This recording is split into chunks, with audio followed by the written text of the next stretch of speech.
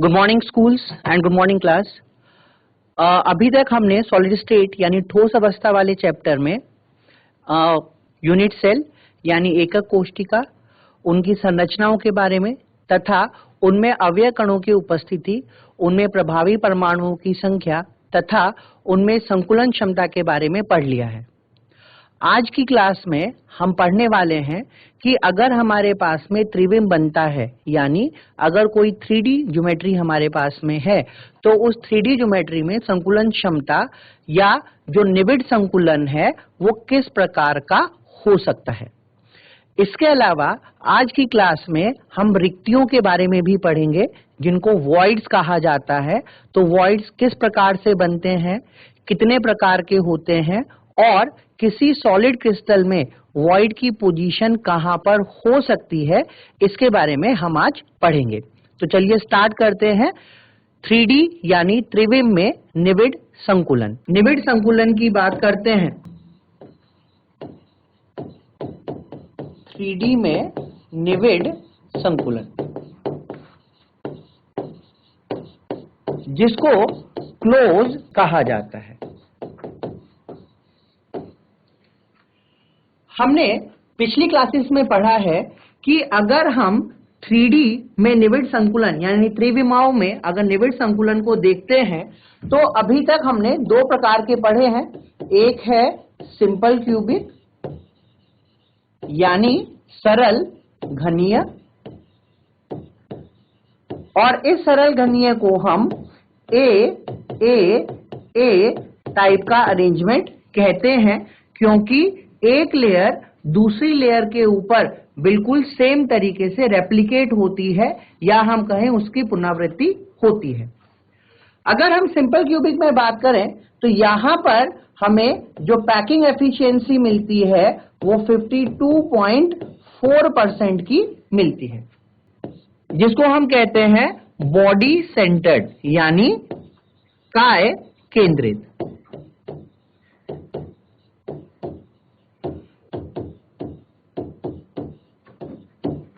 तो अगर हम यहां पर इस काय केंद्रित की बात करें तो काय केंद्रित में हमने पढ़ा था कि एक लेयर होगी जिसमें 4 कोने होंगे, और एक दूसरी लेयर होगी जिसमें भी यहां पर एक क्यूब के हम 4 कोनों को मान सकते हैं, और इनके बीच में एक एटम इस तरीके से यहां पर अरेंज होगा।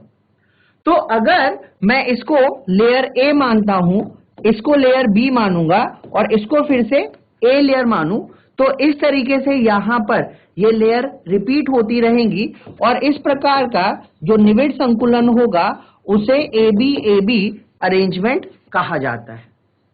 जहां पर अगर हम पैकिंग एफिशिएंसी यानी संकुलन क्षमता की बात करते हैं, तो ये संकुलन क्षमता हमारे पास में 68% आती है। यहां पर अगर हम समन्वय संख्या की बात करेंगे तो ये समन्वय संख्या 8 आएगी, जबकि सरल घनीय में जो समन्वय संख्या होती है ये 6 के बराबर होती है।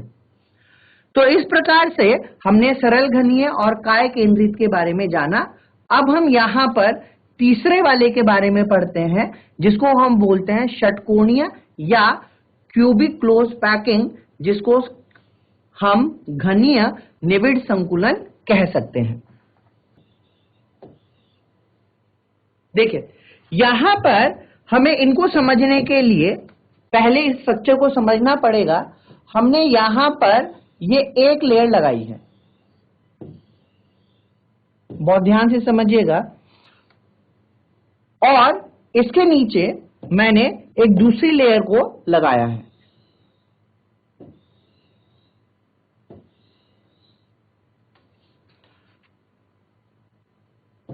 फिर से हमने यहां पर इस ए लेयर को रेप्लिकेट किया है, यानी इसकी पुनरावृत्ति की है।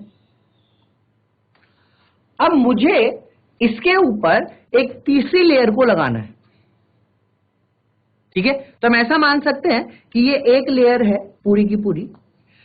यहां पर अगर आप देखेंगे तो ये एक रिक्ति बनी, और यहां पर एक दूसरी रिक्ति बनी है, यहां पर ये तीसरी इस तरीके से हम यहां पर इन रिक्तियों के बारे में जान सकते हैं। तो ये जो रेड कलर से आपको दिख रहा है ये सब रिक्तियां हैं जिनको हम क्या कहेंगे, these are known as voids या रिक्तियां।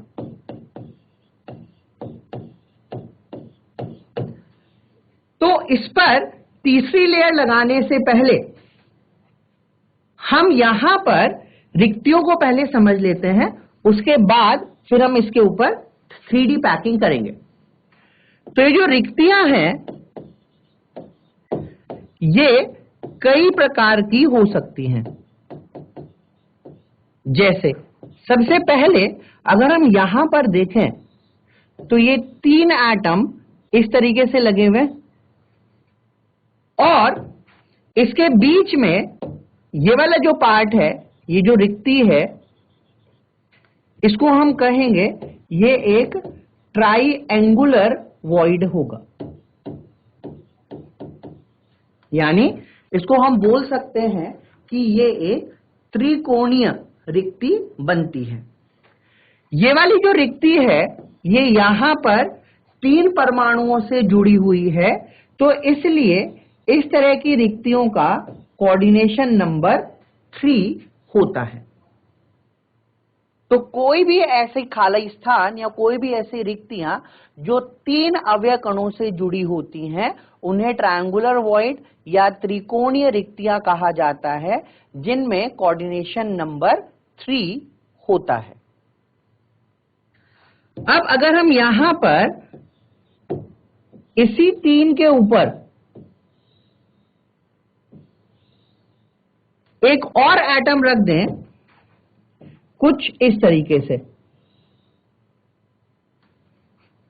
तो अब अगर हम इस वाली रिक्ति को देखेंगे तो ये जो रिक्ति है ये यहां पर 4 अवयव कणों से जुड़ी हुई है।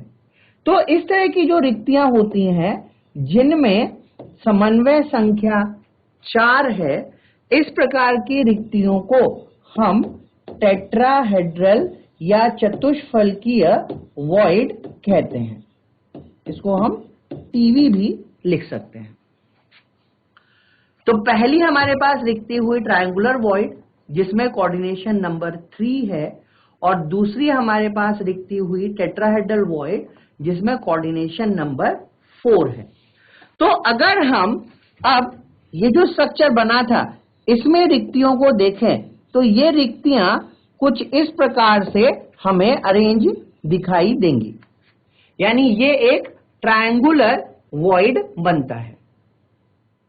किंतु अगर मैं इसके ऊपर एक लेयर कुछ इस तरीके से लगा दूं तो यही वाली जो रिक्तियां होंगी ये रिक्तियां यहां पर चतुष्फलकीय रिक्तियों की तरह बिहेव करेंगी। तो ये वाली जो रिक्ति है अब ये इन 4 परमाणुओं से जुड़ी हुई है, तो इसको हम टेट्राहेड्रल वॉइड कहेंगे। अब अगर इसी में हम इस वाली रिक्ति को देख रहे हैं तो इस वाली रिक्ति को ध्यान कीजिए कि इस पे 3 एटम नीचे लगे हुए हैं और 3 एटम ऊपर हैं। तो इस तरह की जो रिक्तियां बनी, भाई ये तो हो गई मेरे पास में टीवी यानी टेट्राहेड्रल वॉइड। अब एक यहां पर ये जो रिक्तियां बन रही हैं ये 6 अवयव कणों से जुड़ी हुई हैं।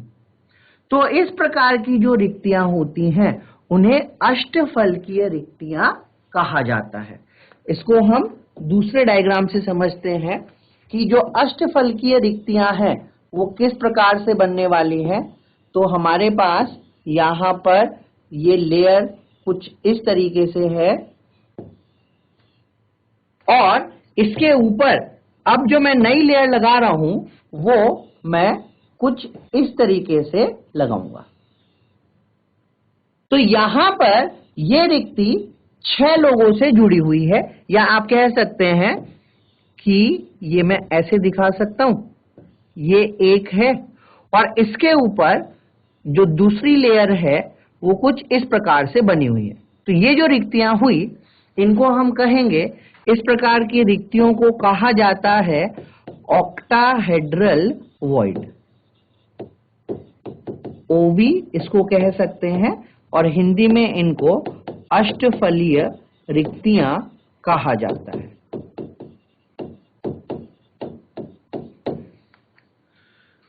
तो अब ये जो अष्टफल की रिक्तियां हैं, इनका कोऑर्डिनेशन नंबर कितना होगा?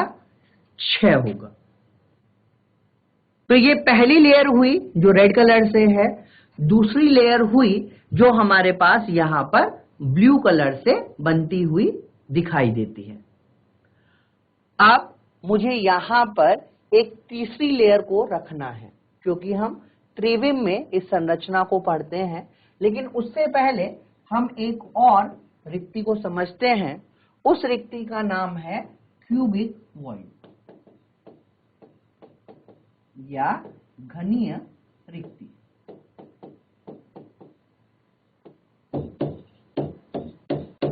तो अगर कभी क्यूबिक वॉइड, या इसको मैं बॉडी सेंटर्ड भी लिख सकता हूं, बॉडी सेंटर्ड वॉइड, तो यहां पर कोऑर्डिनेशन नंबर 8 होता है। तो इस प्रकार से हमने यहां पर 4 रिक्तियों के बारे में पढ़ा, जिसमें ट्रायंगुलर वॉइड हो सकता है यानी त्रिकोणीय रिक्ति हो सकती है, टेट्राहेड्रल वॉइड हो सकता है, चतुष्फलकीय रिक्ति हो सकती है जिसमें समन्वय संख्या 4 होगी।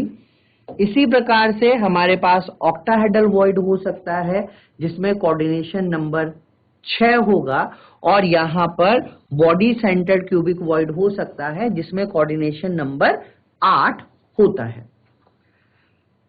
अब अगर यहां पर इनकी पोजीशन की बात की जाए, तो हम यहां पर बात कर रहे हैं पोजीशन ऑफ ऑक्टाहेड्रल वॉइड, यानी अष्टफलकीय रिक्तियों की स्थिति कहां पर हो सकती है। हमने पढ़ा है सबसे ज्यादा जो संकुलन क्षमता होती है वो एफसीसी में है, जो 74% होती है। अब अगर हम एक एफसीसी की बात करें,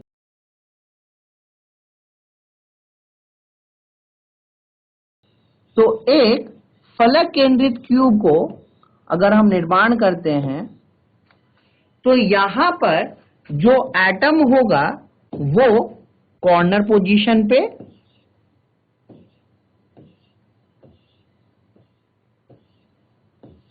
और इसके साथ साथ यहां पर जो इनके फलक के केंद्र हैं उन पर उपस्थित होता है। तो इस प्रकार से अगर हम एफसीसी स्ट्रक्चर को देखते हैं, यानी फलक केंद्रित स्ट्रक्चर को देखते हैं, तो हमें समझ में आता है कि यहां पर जो अवयव कण हैं ये कोनों पर तथा फलक के केंद्र पर उपस्थित होते हैं।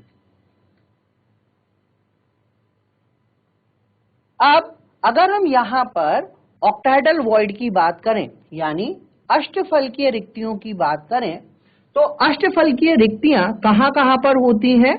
एक तो होगी एज के सेंटर पर, यानी हम बोल सकते हैं जो किनारा है उसके केंद्र पर, और दूसरा इस बॉडी के सेंटर पे। यानी अगर हम यहां पर इन अष्टफलकीय रिक्तियों को दिखाएं तो ये किनारे का सेंटर है। तो इस प्रकार से यहां पर ये अष्टफलकीय रिक्तियां यानी ओवी जो है यह उपस्थित हो सकता है, जो रेड कलर से हमें दिख रहा है, और एक इसके बीच में यहां पर उपस्थित होगा, यानी ये इस बॉडी के केंद्र पर उपस्थित होता है।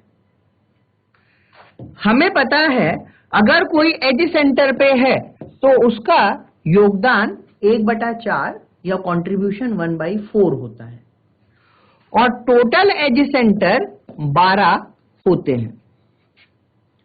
इसी प्रकार से अगर हम बॉडी के सेंटर में बात करें तो यहां पर एक ही अवयव कण हो सकता है जिसका किसी के साथ कोई भी योगदान नहीं होता है, यानी वो पूरा का पूरा एटम या पूरा का पूरा अवयव कण ही योगदान करता है। इस प्रकार से अगर हम यहां पर OB के लिए नंबर ऑफ एटम्स को निकालेंगे तो वो कितना आता है, वो आता है 4। और अगर आप याद करें तो FCC के लिए जो Z की वैल्यू थी ये भी कितनी थी, 4 ही थी। इसका मतलब कि जो ऑक्टाहेड्रल वॉइड होंगे ये लैटिस के बराबर ही होते हैं। लैटिस का मतलब जालक। तो अगर हम लैटिस को Z मानते हैं तो जो ऑक्टाहेड्रल वॉइड की संख्या है वो भी Z के बराबर ही होती है। तो अगर कोई हमसे पूछता है कि फलक केंद्रित में ऑक्टाहेड्रल वॉइड यानी अष्टफलकीय रिक्तियां कितनी हो सकती हैं, तो हम कहेंगे कि फलक केंद्रित में क्योंकि Z का मान 4 है इसलिए ऑक्टाहेड्रल वॉइड भी 4 ही होती हैं। तो ये हमने समझा कि अगर कोई भी लैटिस की बात की जाएगी तो उस लैटिस में ऑक्टाहेड्रल वॉइड यानी अष्टफलकीय वॉइड उसके Z के बराबर ही होंगे। यानी अगर मैं यहां पर बात करूं FCC में तो FCC में Z 4 है तो OB कितना हो जाएगा, 4।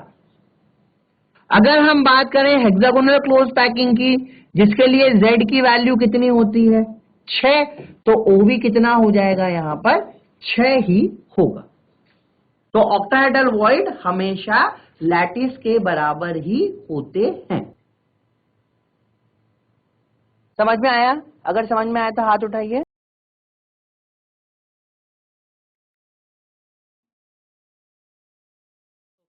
Very good. तो ये हमने एक रिक्तियों के बारे में समझा, ऑक्टाहेड्रल वॉइड के बारे में। अब हम दूसरी रिक्तियों यानी टेट्राहेड्रल वॉइड के बारे में समझते हैं। तो दूसरी हमारे पास रिक्तियां हैं टेट्राहेड्रल वॉइड। तो सबसे पहले हम बात करते हैं यहां पर पोजीशन ऑफ टीवी यानी चतुष्फलकीय रिक्तियों की स्थिति किसी जालक में कहां पर हो सकती है। यहां पर भी हम FCC को ही कंसिडर करेंगे क्योंकि FCC में जो पैकिंग एफिशिएंसी है वो अधिकतम है 74%। और मुझे ये भी पता है कि FCC के लिए Z का मान 4 आता है। अब अगर हम यहां पर बात करें बॉडी डायगोनल की, बॉडी डायगोनल का मतलब हुआ काय विकर्ण।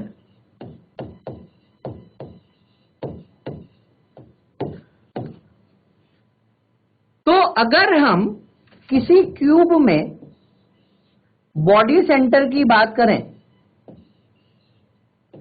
तो यहां पर कितने बॉडी डायगोनल हो सकते हैं, ये हो सकते हैं 4। ये हम पहले भी पढ़ चुके हैं कि हम इस वाले कॉर्नर से, टॉप कॉर्नर से कहां जाएंगे, बॉटम कॉर्नर पे जाएंगे, सामने वाले पे क्रॉस करते हुए बॉडी के बीच में से। यानी आप ऐसा मान सकते हैं कि आप जिस क्लासरूम में बैठे हुए हैं अपने लेफ्ट वाले टॉप कॉर्नर से, लेफ्ट साइड के टॉप कॉर्नर से आप राइट साइड के बॉटम कॉर्नर की तरफ चलते हैं इस बॉडी के बीच में से। इसी प्रकार से यहां पर हम दूसरा बना सकते हैं जो दूसरे टॉप कॉर्नर से सामने वाले बॉटम कॉर्नर तक जाता है।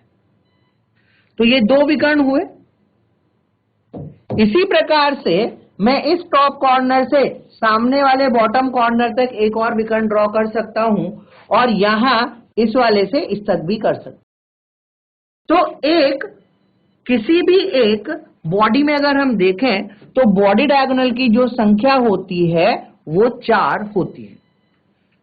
यानी एक घन में अगर कभी काय विकर्ण की बात की जाएगी तो एक घनीय संरचना में 4 काय विकर्ण या 4 बॉडी डायगोनल हो सकते हैं। जो टीवी होता है यानी टेट्राहेड्रल वॉइड जो है वो होता है 2 टीवी पर बॉडी डायगोनल, यानी एक काय विकर्ण पर 2 टीवी यानी 2 चतुष्फलकीय रिक्तियां हो सकती हैं। और मेरे पास कुल विकर्ण कितने हैं? 4। एक पर अगर 2 है तो 4 पे कितना हो जाएगा? ये हो जाएगा 8। और अगर ये 8 है, आप ध्यान दीजिए बेटा, Z कितना था मेरे पास में? 4 था, यानी टीवी क्या हो जाएगा? इस Z का दुगना होता है। तो अगर हम कभी लैटिस की बात करें, यानी एफसीसी में हम बात कर रहे हैं, तो ओवी और टीवी की अगर मैं बात करता हूं यहां पर, तो आप ध्यान दीजिए, ओवी जो है यह लैटिस के बराबर है, तो एफसीसी में Z कितना हुआ? 4, तो ओवी कितना होगा? 4। टीवी क्या है? टीवी लैटिस का डबल होता है और ओवी लैटिस के बराबर है, तो ये हो जाएगा 8। इसी तरीके से अगर हम यहां पर बात करें एचसीपी की, यानी षटकोणीय वाले की, जिसमें Z का मान 6 आता है, तो ओवी हो जाएगा 6 और टीवी हो जाएगा यहां पर 12। तो ध्यान रखिएगा कि चतुष्फलकीय रिक्तियां हमेशा जालक का दुगना होती हैं, जबकि अष्टफलकीय रिक्तियां जालक के मान के बराबर होती हैं। तो इसी पर आधारित 1-2 क्वेश्चन है, उनको करके देखते हैं कि वहां से हमें फॉर्मूला कैसे बनाया जा सकता है। जैसे, तो ये ध्यान रहेगा, ओवी क्या होगा? Z के बराबर, और टीवी क्या होगा? 2Z के बराबर होगा। तो यहां पर पहला क्वेश्चन हमारे पास है,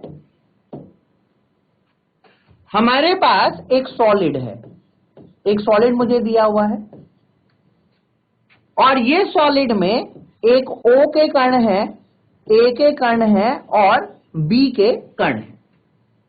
O जो है यह जालक का निर्माण करता है, यानी लैटिस बनाता है, और ये जो जालक है ये एक एफसीसी जालक होता है। A यहां पर जितने भी टेट्राहेड्रल वॉइड हैं, यानी जितने भी चतुष्फलकीय रिक्तियां हैं, चतुष्फलीय रिक्तियां, इन सब के अंदर बैठा हुआ है, और जो B के कण हैं ये अष्टफलीय रिक्तियों में उपस्थित होते हैं। तो हमसे पूछा गया है कि ये जो ठोस है इसका सूत्र क्या हो सकता है, तो मुझे यहां पर इसका फॉर्मूला बताना है। तो ये जालक जो एफसीसी से बना हुआ है, जिसमें O के अवयव कण उपस्थित हैं, और इसमें जो भी टेट्राहेड्रल वॉइड बनेगा उनमें A के कण उपस्थित होंगे, और जो ऑक्टाहेड्रल वॉइड बनेगा उसमें B के कण उपस्थित हैं। तो ये जो सॉलिड बन सकता है इसका सूत्र क्या होता है, इसका हमें निर्धारण करना है। देखिए हम किस तरीके से यहां पे कर सकते हैं। A, B, O। देखिए O है लैटिस, तो लैटिस को मैं क्या मान सकता हूं? Z। और हमें पता है कि अष्टफलकीय यानी जो ऑक्टाहेड्रल वॉइड होता है ये लैटिस के बराबर होता है, तो ये भी हो गया Z। जबकि टेट्राहेड्रल जो है वो लैटिस का दुगना होता है, तो ये हो गया 2Z। तो A को मैं क्या लिखूंगा? 2Z। B को हम लिख देंगे Z, और O आ जाएगा Z। और इसको अगर हम सॉल्व करें तो ये आएगा A2BO। तो ये जो सॉलिड बनेगा इसका सूत्र होगा A2BO। ठीक है, तो हमें लैटिस पता होना चाहिए, हमें टेट्राहेड्रल वॉइड जो लैटिस के डबल होते हैं ये याद रखना है, और अगर कहीं ऑक्टाहेड्रल वॉइड बनेगा तो वो लैटिस के बराबर होते हैं। इसी के आधार पर एक और क्वेश्चन करते हैं। क्वेश्चन में हमें दिया हुआ है कि एक ठोस है और इस ठोस में P, Q, R तीन तरह के अवयव कण उपस्थित हैं। जो P है यह BCC लैटिस को ऑक्यूपाई करता है, यानी इसका लैटिस कौन सा है? BCC। जो Q है यह 1/4 भाग टेट्राहेड्रल वॉइड का ऑक्यूपाई करता है, यानी जितने भी यहां पर चतुष्फलकीय रिक्तियां होंगी उसका 1/4 भाग Q के द्वारा ऑक्यूपाई किया गया है। जो R है यह ऑक्टाहेड्रल वॉइड में है और ये इसका 1/2 भाग ऑक्यूपाई करता है। तो हमें बताना है इस ठोस का सूत्र यानी इसका फॉर्मूला क्या हो सकता है।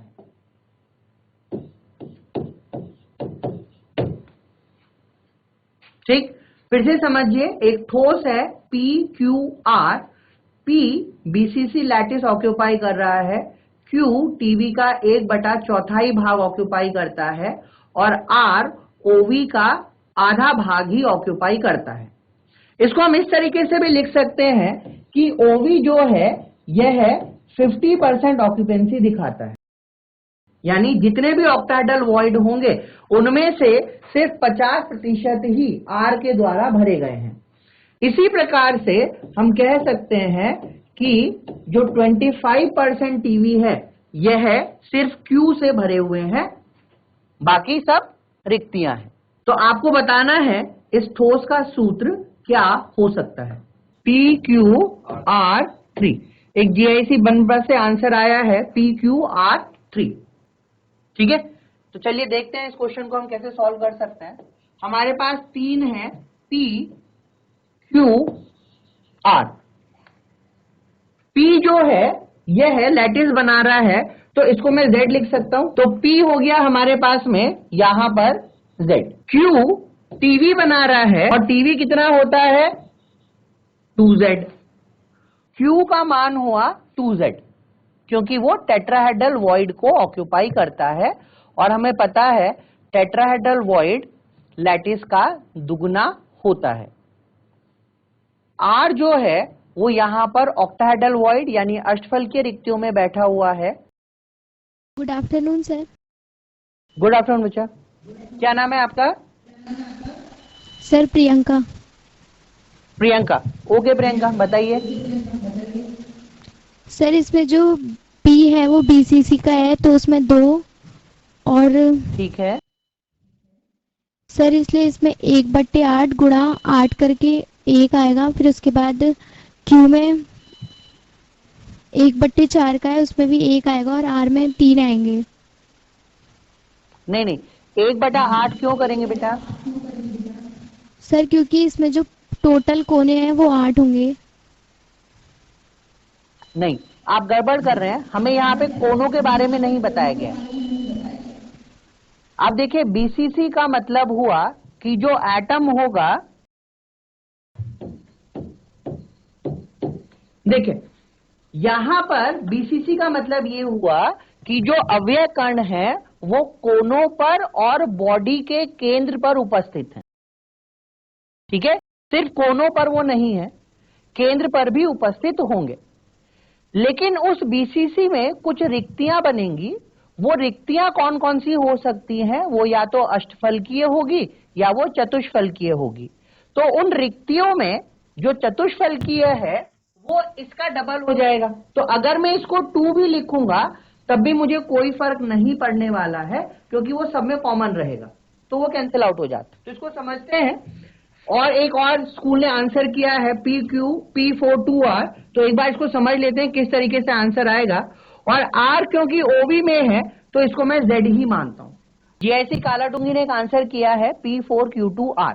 एक बार देख लेते हैं बेटा। अब आप ये समझिए कि ये यहां पर होना चाहिए था PZ, Q2Z एंड RZ।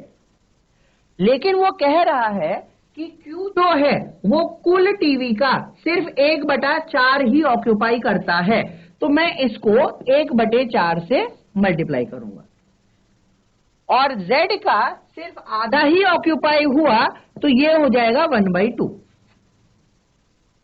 इस प्रकार से हमें यहां पर मिला PZ Q 2 से कैंसिल आउट हो जाएगा, तो ये हो जाएगा 1/2 और R भी हो जाएगा 1/2। तो हमारे पास सूत्र आया, इसको मैं 1 लिख देता हूं, P1 Q 1/2 और R 1/2। अब जो अव्यय कर्ण है वो फ्रैक्शन में नहीं होते हैं, तो उनको हमें होल नंबर में करना पड़ेगा, इसलिए इसको हम 2 से मल्टीप्लाई कर देते हैं। तो मेरे पास आएगा P2 Q R। तो ये जो सॉलिड बनेगा इसका सूत्र होगा P2 Q R। ठीक है, तो ना तो PQR3 आंसर आएगा ना P4Q2 आंसर आएगा। ठीक है, तो इस तरह के क्वेश्चन बोर्ड में बहुत बार पूछे गए हैं। वो आपको प्रतिशत भी दे सकता है, वो आपको फ्रैक्शन में भी वैल्यू को दे सकता है। तो हमें सिंपली इसको 2Z नहीं रखना है, हमें ये भी देखना है कि ये जो 2Z है, आप ऐसे समझिए जैसे GGIC बनबसा, आपकी क्लास में बहुत सारी चेयर खाली हैं, तो ये जो चेयर खाली है इनको आप रिक्तियां मान सकते हैं। लेकिन आप ध्यान दीजिए, जिन चेयर पे आप बैठे हुए हैं उनको आप परिपूर्ण मानेंगे, क्योंकि आप उन 3 चेयर पे बैठे हुए हैं। तो अगर हम कहें कि आपकी क्लास में कुल 10 चेयर हैं जिनको हम रिक्तियां मान रहे हैं, तो उन 10 का सिर्फ 3 भाग आपने ऑक्यूपाई किया हुआ है, तो आपके पास जो फ्रैक्शन आएगा वो आएगा 3/10। ठीक है, तो वो 3/10 मुझे यहां पर इनके रेस्पेक्ट में गुणा करना पड़ेगा। समझ में आया? अगर समझ में आया तो हाथ उठाइए। Very good. तो एक और क्वेश्चन करते हैं, देखते हैं कितना समझ में आया है। इसी तरीके का क्वेश्चन है हमारे पास में, बहुत ध्यान से समझिएगा बेटा। एक सॉलिड मैंने बनाया है और इस सॉलिड में ऑक्साइड के एटम है। ऑक्साइड का मतलब हुआ O2-, और इसमें एक डाईवैलेंट मेटल है। डाईवैलेंट मेटल का मतलब हुआ एक ऐसी धातु जिसकी संयोजकता 2 है, तो इसको मैं मान लेता हूं लेट्स से A2+। तो एक सॉलिड है, उसमें ऑक्साइड है 2- वाला और डाईवैलेंट मेटल है A2+ वाला। एक ट्राईवैलेंट यानी एक ऐसी धातु भी है जिसकी 3 संयोजकता है, इसको मैं मान लेता हूं B3+। तो एक ठोस का हम निर्माण कर रहे हैं जिसमें ऑक्साइड, डाईवैलेंट यानी द्विसंयोजक और एक त्रिसंयोजक धातु हमारे पास में है। अब ये जो ऑक्साइड के आयन हैं ये लैटिस बनाते हैं। ठीक है, ये लैटिस कोई भी हो सकता है, वो BCC भी हो सकता है, वो HCP भी हो सकता है, वो FCC भी हो सकता है, यानी फलक केंद्रित, काय केंद्रित या फिर षटकोणीय कोई भी एक लैटिस यहां पर बन सकता है। जो A2+ के आयन हैं यह अल्टरनेट OV को ऑक्यूपाई करते हैं। ठीक है, यानी अगर उस ठोस में कुछ अष्टफलकीय रिक्तियां हैं तो A2+ के आयन अल्टरनेट का मतलब हुआ एक छोड़कर एक में बैठे हुए हैं। यानी अगर मैं कहूं कि ये कुछ रिक्तियां हैं इस प्रकार से, तो यहां पर जो A2+ है वो इसमें बैठेगा, फिर एक छोड़ देगा, फिर इसमें बैठेगा, फिर एक छोड़ देगा, फिर इसमें बैठेगा, इस तरीके से वो चलेगा। समझ में आया? तो एक छोड़कर एक वो बैठे हुए हैं। और अगर हम यहां पर बात करें B3+ की, तो B3+ टेट्राहेड्रल वॉइड में बैठे हैं, लेकिन ये इसका कुछ 75% यानी 3/4 भाग ही ऑक्यूपाई करेंगे। ठीक है, फिर से समझिए, ऑक्साइड लैटिस बना रहा है, वो लैटिस कोई भी हो सकता है। डाइवैलेंट यानी जो A2+ है वो ऑक्टाहेड्रल यानी अष्टफलकीय रिक्तियों में बैठा हुआ है, लेकिन एक छोड़ के एक। और जो ट्राइवैलेंट मेटल है यानी जो B3+ है वो टेट्राहेड्रल वॉइड का 3/4 भाग ही ऑक्यूपाई कर सकता है। यानी अगर 100 टेट्राहेड्रल वॉइड हमारे पास हैं तो उनमें से सिर्फ 75 में ही B3+ बैठा हुआ है, बाकी 25 वहां पर खाली है। तो हमें बताना है कि इस सॉलिड का फॉर्मूला या इसका सूत्र क्या हो सकता है। फॉर्मूला या सूत्र क्या होगा ये हमें यहां पर बताना है। बहुत सिंपल सा क्वेश्चन है। क्वेश्चन को फिर से रिपीट कर रहे हैं। O2- लैटिस में बैठा हुआ है, A2+ एक छोड़ के एक अष्टफलकीय रिक्तियों को ऑक्यूपाई करता है, और जो ट्राइवैलेंट मेटल B3+ है यह चतुष्फलकीय रिक्तियों का सिर्फ 75% भाग ही घेरता है। देखिए बेटा, हमारे पास A, B और O 3 एटम मुझे दिए हुए हैं, A, B, O। O जो है ये लैटिस है यानी ये Z हो जाएगा। सिंपली O को मैं लिख देता हूं Z। बहुत सिंपल सा तरीका हम आपको बता रहे हैं। A जो है ये ऑक्टाहेड्रल वॉइड में बैठा हुआ है तो ये भी Z के बराबर ही होगा, और B क्योंकि टेट्राहेड्रल वॉइड में बैठा है तो ये कितना होगा 2Z।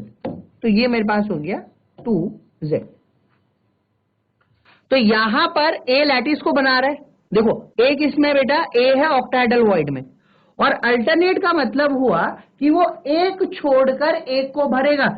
इसका मतलब मैं इसको लिख सकता हूं, ये कितना हो जाएगा 1/2, क्योंकि एक छोड़कर अगर आप एक को भर रहे हैं इसका मतलब आप 50% ही ऑक्यूपेशन कर सकते हैं, यानी 50% रिक्तियों को आप भर सकते हैं। अब ये जो B है ये टेट्राहेड्रल वॉइड है और इसका 3/4 भाग भरता है, तो इसको मैं 3/4 से मल्टीप्लाई कर देता हूं, और Z तो Z है ही, तो ये मेरे पास हो जाएगा बेटा A Z Z Z, 2 से इसको काट दें तो ये हो जाएगा A 1/2 B 3/2 O 1। अब इसको पूर्णांक करने के लिए हम 2 से गुणा कर देते हैं, तो यहां पर मुझे मिलेगा 2 से 2 कैंसिल हो गया तो A1 B3 O2। तो इसका सूत्र आएगा AB3O2। ठीक है, फिर से समझिए, हमने एक सॉलिड बनाया, क्वेश्चन आंसर दोनों ही रिपीट कर देते हैं। हमने एक सॉलिड बनाया है और उस सॉलिड में ऑक्साइड है, डाइवैलेंट मेटल है, और मेरे पास एक ट्राइवैलेंट मेटल है।